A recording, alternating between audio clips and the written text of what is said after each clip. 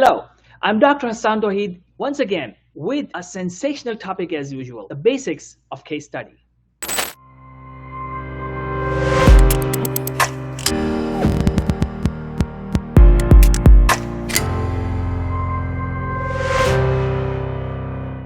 The basics of case study. Yes, in this video, we'll talk about the basic concept behind the idea of case study, or what is a case study, all the basic concepts about case study. This video is for you if you belong to any field. If you belong to medicine, if you belong to surgery, if you belong to psychology, if you belong to biology, if you belong to engineering, chemistry, physics, any field, it doesn't matter because case studies are part of every field. And you must have seen case studies in your books. Case studies can be written in any field, can be published in any field, and all of you can learn from this video. So let's begin. What is a case study? What are the concepts behind the case study? Let's begin. So case study, first of all, we'll start with the definition. What is a case study? A case study is when you are studying one person or one case or one unit. Let's say one unit, that's a case study. Or when you are studying between 1 to 4 cases or units. So when you study 1 to 4 units, it's a case study. So many people have defined case study, and I know there is a disagreement about what is the maximum number of units we can have in a case study. Some people say it's 3, some people say it's 4, some people say 6. So there is a disagreement. However, what I feel is the ideal approach is to have 4 cases. That's just my view. If you want to adopt that, that's wonderful. If you want to adopt the idea of 6 cases, that's fine as well. I am a firm believer of that you should have up to 4 cases to consider your study as a case study, maximum. More than that will be another study design, such as case series. So now, this is a definition of case study. 1 to 4 units. That means 1 to 4 people or places or things. If you remember when you were a kid, you must have played that game, name, place, animal, thing. The same concept is here. Your unit for case study will be either a person, either a place, either an animal, or a thing. It could be a patient, it could be a famous celebrity like Nelson Mandela, or it could be just a patient that you have seen in your hospital setting. So it could be an unknown person, or it could be a known, renowned person. That's the person. Now, place, it could be a city like London, San Francisco. It could be any of those cities. Or it could be an area of a city, or it could be a country. Now, it could be anything. It could be like, for example, the shaft of Prophet Moses. That is a thing. So yes, that can also be used as an object or a unit to write a case study. And what else can we include? It could be an event, yes, and it could be an organization. Like, for example, Microsoft, Apple. So it could be any of those. And the animal, of course, it could be the horse of Alexander the Great. So these are the units that you can use for your case study. So don't ever get confused that case study should have a person involved. No, not always. If you have a person or a patient and you want to write a case study on that person or a patient, wonderful, that's very good. But if you want to write a case study on a place, very good.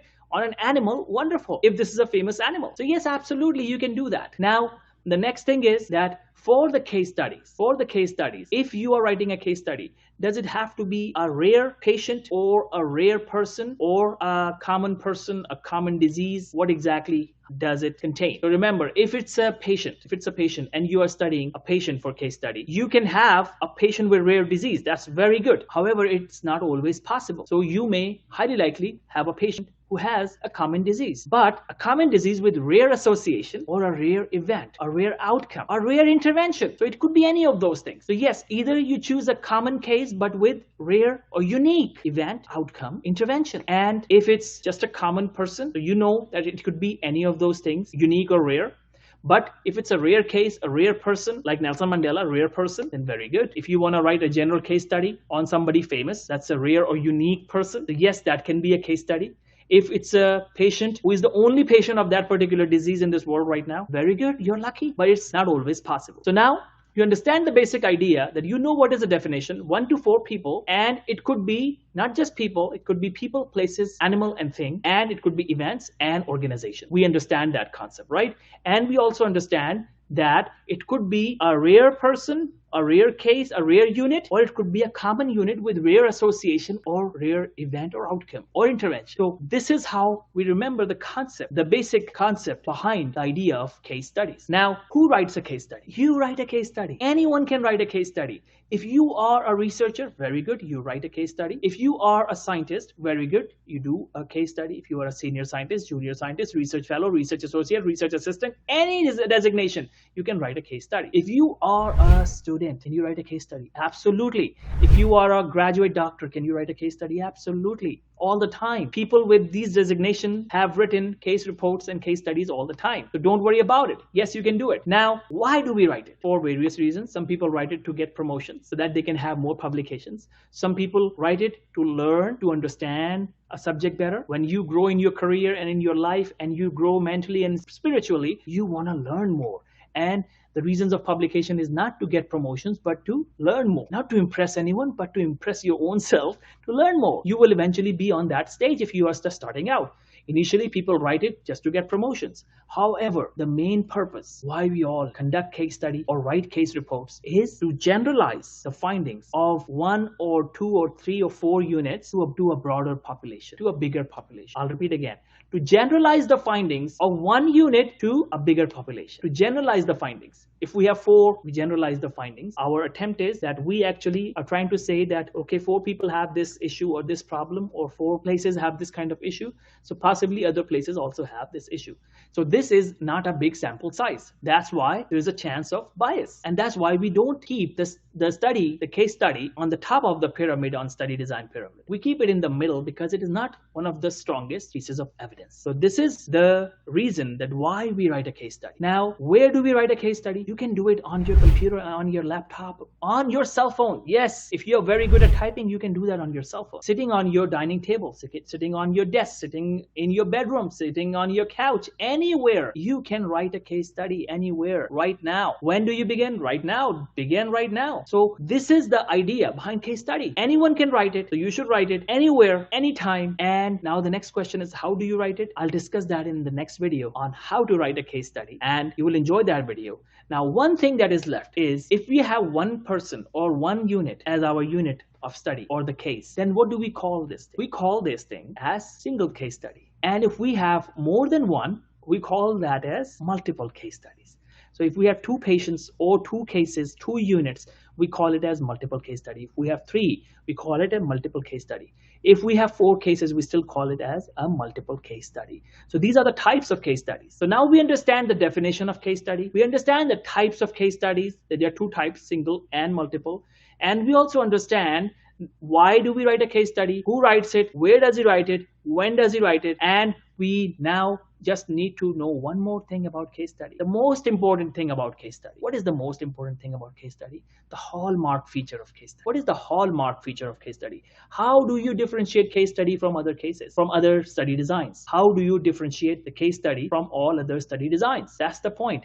Why, if I have 4 patients, I'm calling it a case study. I'm not calling it an observational study with just a cross-sectional study with 4 people. Why? Why I'm not calling it a case series? That's the question. Isn't it a useful question? Isn't it a powerful question?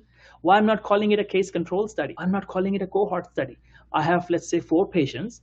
Why am I just calling it a multiple case study? Because the hallmark feature of case study is multiple sources of data. Yes, if there is one hallmark feature of case studies, it is multiple sources of data. That means you collect data by interviewing, by observing, by talking to other people who know this person or this place or this thing or this animal, checking the electronic records, medical records, files, folders, computer history, whatever you can find, wherever you can find, simply Google. So make sure whenever you are working on a case study, don't ever just rely on one piece of evidence. Don't ever rely on one shred of evidence. Don't just rely on interview questions. Don't just rely on history. Try to collect data through multiple sources. Otherwise, your study design could be flawed because you need multiple sources of data to call your study design as a case study. So I hope you like this video. I'll repeat again quickly that what we have learned. We have learned what is a case study, the definition, 1 to 4 units. And we also studied that name, place, animal, thing is the name of a game, right? So you remember that. You will have people, places, things, and animal as your units. And you can have an event, an organization as your cases, as your units. Now there are 2 kinds, single case study, multiple case study. Single case study is 1 case and multiple case study is 4 cases. Now, who writes it? You write it. Why you write it? To generalize the finding to a bigger population. Where do you write it? Anywhere, on your computer, right now, on a piece of paper, on a sofa or a couch or on your dining table or on your desk. And when do you begin it? Right now. And this is the idea behind the case study. And the most important thing is the hallmark feature. And what is the hallmark feature? The hallmark feature is the multiple sources of data. That means that whenever you are conducting a case study, never ever rely on one source of data. Always collect data through multiple sources, because multiple sources of data is the hallmark feature of case study. I hope you like this video. If you are still confused and you have any questions or concerns, comment below and I will get back to you as soon as I can. Thank you. Keep learning. Keep watching.